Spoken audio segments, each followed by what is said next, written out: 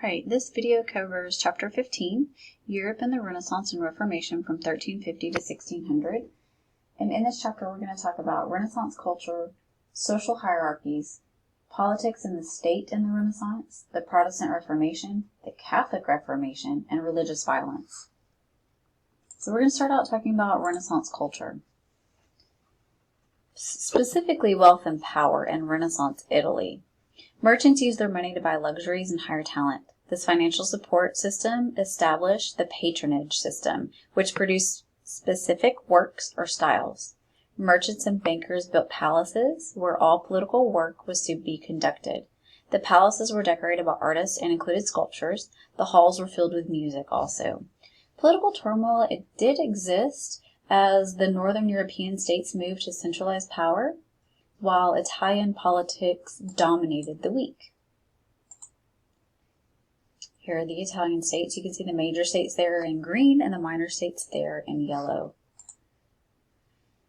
So we do have the rise of humanism, and that's brought forth by an Italian poet, Petrarch, and other writers became interested in the physical remains of the Roman Empire and classical Latin writings. And so these studies became known as the liberal arts, and the advocates took on the identification of humanist. Humanism focused on the study of Latin and Greek literature as the guide to understanding human nature. Humanists opened schools that studied Latin, grammar, rhetoric, Roman history, politics, and a wide variety of topics. Women were included in the liberal arts. They were exposed to classical models of behavior and reasoning. The best-known political theorist of the era was Machiavelli, of Florence, Italy. His classical work entitled The Prince became a mirror of how government preserved order and stability. Christian humanists sought to combine the classical studies with Christian cultures, hoping to bring about church reforms and influence spiritual lives of the faithful. Thomas More's Utopia described a fictional community on an island where all children receive a good education, and poverty and hunger had been solved by a beneficent government. More had the problems his fellow citizens were experiencing solved in his story, as if it were a suggestion on how to fix real-life issues.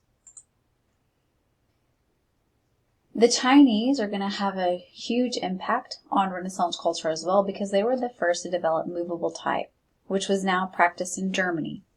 Johann Gutenberg used metal type to transform by the stamps used to mark jewelry. Metal type with letters and numbers were covered in ink. A piece of paper was then pressed onto the type, and the printed word was reproduced in mass quantities. Mass production of the printed word transformed the lives of the European population. Although the Bible was the first document to be printed, public documents became printed for all to read as well. Public notices were also printed, informing citizens of coming events. Information was still read out loud for the illiterate, those who couldn't read, but due to the printed word, fewer people remained unable to read. Religious scenes and art during this time period remained the most popular subject of the artist. So religious scenes were the most popular, right? The Annunciation of the Virgin and the Nativity tended to be the most favored among citizens. Artists also turned to the natural world and classical artwork for inspiration. Artists included Donatello, who revived the classical figure through sculpture, and also those who painted hundreds of portraits, like Cenzio. One artist who became the most famous was Michelangelo. His sculptures of Moses, the Virgin Mary holding Jesus, and David became timeless classics of the Renaissance period. We do see social hierarchies starting to develop and be more defined, especially when it came to race and slavery. And we do have a few Black Africans were among the early Roman populations. They were included, though, with white slaves of conquered land. The largest Black population was located on the Iberian Peninsula, where a significant number of Black people intermingled with people of European descent.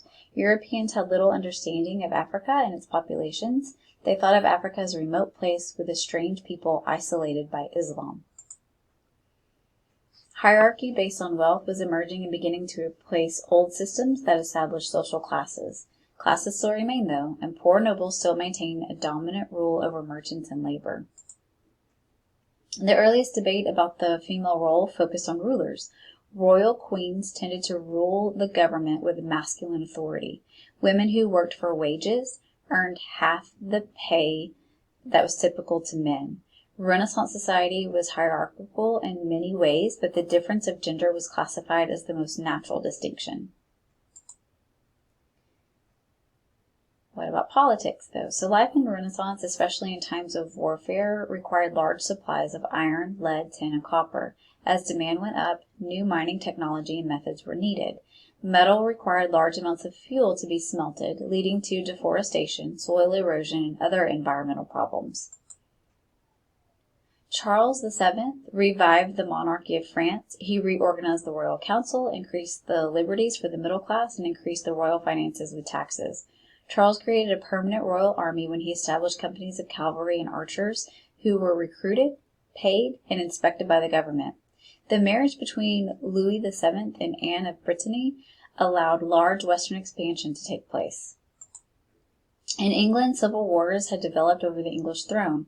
The House of York, who had the symbol of the white rose, fought with the House of Lancaster, identified by the red rose. The conflict was identified as the War of Roses. The House of York's Edward IV defeated the Lancastrian forces and reconstructed the monarchy.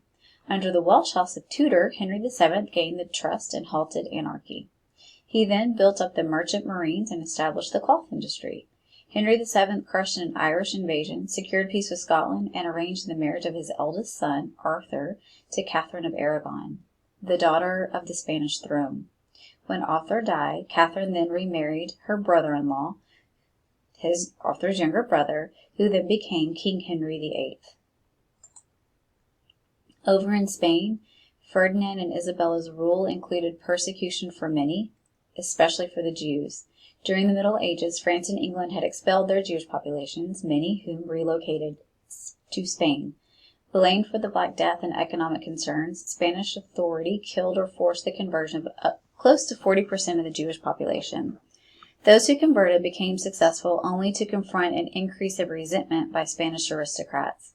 The Spanish royalty, under permission of the Pope, sought out Jewish converts to Christianity who secretly held onto their Jewish faith. Finally, the authority identified that Jews were a race of blood and not simply a religion. Therefore, a Jew could never be a true Christian, providing the Spanish monarchy with a reason to expel all Jews, converted or not, from Spain. The Habsburg Empire. So Frederick III, the Holy Roman Emperor, increased the size of his kingdom by marrying Eleanor of Portugal. He later had a son, Maximilian, who would marry Mary of Burgundy, who had inherited the Netherlands, Luxembourg, and the County of Burgundy. The French considered Burgundy as their territory, causing a long series of conflicts between France and the Habsburg Empire.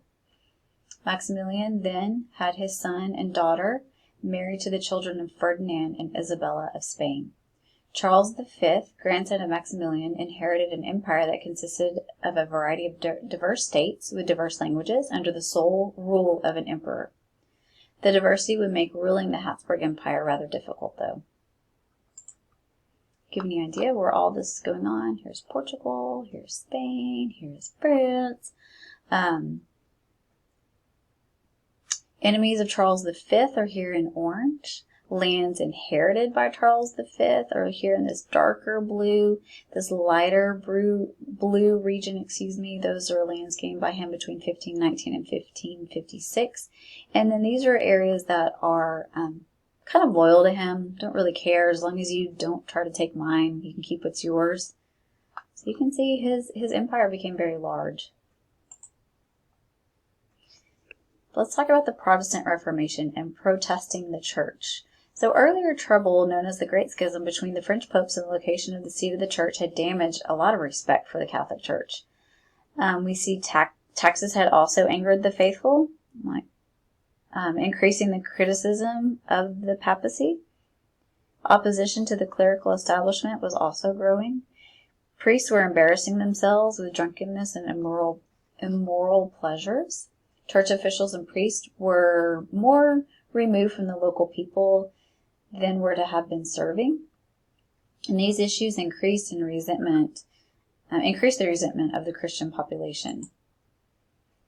So Martin Luther comes in, and stressed over the thought of ever being able to meet the demands of God, Martin Luther intensified his religious study and viewed the religious message from a different perspective. Luther came to the understanding that one can find salvation and justification through faith and grace identified within the Holy Scriptures. He identified that faith itself was a gift from God. The Pope was raising money through the sale of indulgences, which were documents of official forgiveness of sins.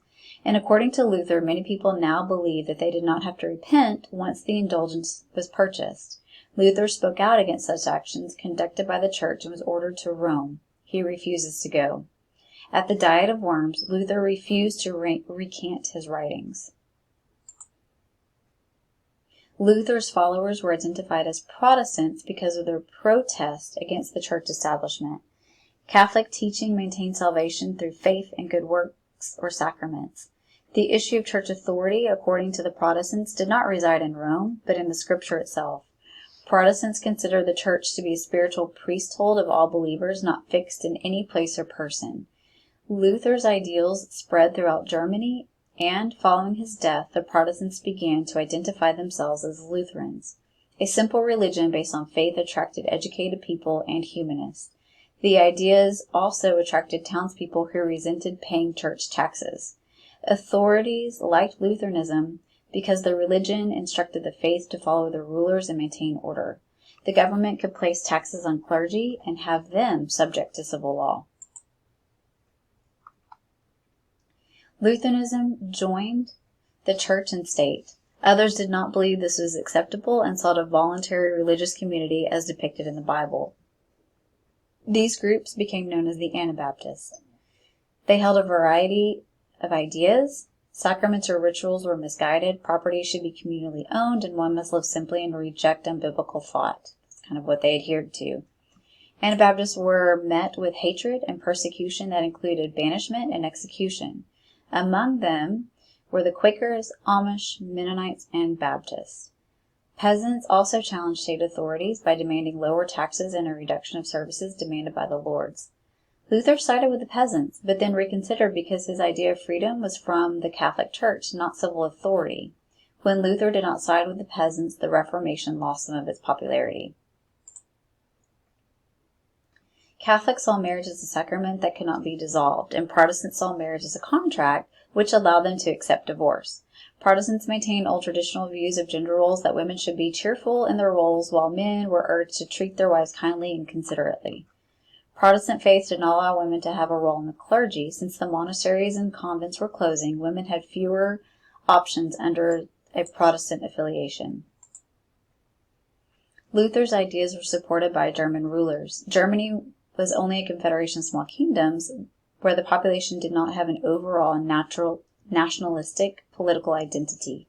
The rejection of the Catholic Church meant that German rulers could now take church property. The Habsburg ruler Charles V remained with the Catholic Church, but confrontations between Protestant and Catholic followers evolved into what has become known as the Religious Wars. The Habsburg rulers could not afford the weakening of church authority because the Austrian Empire constantly faced Islamic threats that needed the support of the Roman Church. Eventually, Charles agreed to a peace treaty which recognized Lutheranism and ended the religious wars. Henry VIII did not have a male heir after 18 years of marriage to his brother's ex-wife, who's now his wife, Catherine. His request for an annulment was declined by the Pope. Angry, Henry took control of the church and established a reformation in England. Those who were opposed to Henry were executed. Henry then marries Anne Boleyn, who produced a daughter for Henry. He brought charges against Boleyn and had her beheaded. Henry's third wife, Jane Seymour, produced a son, Edward, who was weak and sickly. After Edward's short reign and death, Mary Tudor, the daughter of Henry and Catherine, became queen. Mary was staunchly Catholic and pushed England back into the Catholic faith. Her short reign ended with no heir, leaving the throne open for Elizabeth, the daughter of Henry VIII, and his second wife, Anne. Some people called Puritans wanted all Catholic elements in the Church of England eliminated. Instead, Elizabeth moved the Church of England into a moderately Protestant direction. John Calvin, he was a French lawyer, and he experienced a religious crisis that moved him into the Protestant faith. He believed that God had selected him to reform the church. Calvin's theology was based on the absolute sovereignty and omnipotence of God and the weakness of humanity. According to Calvinism, men and women could not work to achieve salvation. God had already decided who would be saved and damned, which was predestination. This form of predestination served as an energizing dynamic to convince others that hardships were a part of struggles against evil. The Reformed Church, organized by Calvin, became the model for the Presbyterian Church in Scotland and the Huguenot Church in France. The Calvinist theology became the basis of the Puritan Church in England and also in New England in the Americas. Pope Paul III called a council which met at Trent. The council was called to reform the church and to reconcile with the Protestants. The Council of Trent established the renewal of the Catholic Church. It gave equal validity to the scriptures and to traditional sources of religious truth and authority. The council reaffirmed the sacraments, which viewed the bread and wine as the actual body and blood of Christ. The council also established disciplinary matters with clergy. Priests who had concubines were ordered to give them up. Bishops were to reside in their own diocese, and the sale of indulgences was now forbidden. The Ursuline Order of Nuns attained prestige for the education of women, and it focused on educating young girls with the goal of training them to be Christian wives. The Society of Jesus was formed, and in this society the priests were identified as Jesuits. Their goal was to strengthen Catholicism in Europe and to spread the religion abroad. They established schools that educated sons of the nobility and the poor. They were an extremely successful order and helped reform the Catholic Church. The Jesuits took Christianity eastward into India and Japan, and also westward into Brazil and North America. The Jesuits then went south into the African Congo. Here you can see the different religious divisions in Europe. But we do have some backlash, some religious violence, especially in France. France saw an increase in rivalry between the Protestants and the Catholics. Calvinists began to destroy religious statues, stained glass windows, and paintings in a fury of resentment of the iconoclast issues of the old Orthodox Church. Catholics retaliated and attacked Protestants. On St. Bartholomew's Day, this was the wedding day of the king's sister to Protestant Henry, the wedding guests were massacred. St. Bartholomew's Day led to a civil war that ended with an agreement to officially recognize the Huguenots. In the Netherlands, it was predominantly Protestant Calvinist. The religious focus was to encourage opposition to ungodly authority. As the Spanish rule attempted to suppress Calvinist worship and raise taxes, riots broke out in the cities and a wave of iconoclasm began. Civil War ended with a Union of Utrecht, which established 7 northern provinces as independent from Spanish rule. And finally, the Great European Witch Hunt. Insecurity created by the religious wars led to the persecution for those who were believed to be practicing witchcraft. People believed that witches not only used magic and charms to hurt others, but that witches were actually being used by the devil. Trials involving concerns of heresy began in Switzerland and Germany. The trials declined during the wars between Protestantism and Catholics, but gained momentum afterward. The majority of those accused were female. Suspects were tortured into confession and to identify others involved in witchcraft. By the mid-1600s, fewer accusations and prosecutions of witchcraft were made as more people began to question if witches could do harm or made deals with the devil. So what we're going to start to see after this is kind of this rational thinking and moving away from believing in the supernatural and things that cannot be explained and moving more towards maybe we can explain what's going on around us in the world around us. And maybe this is going to lead to more rational thinking and more rational thought. So we'll talk about that as we move forward.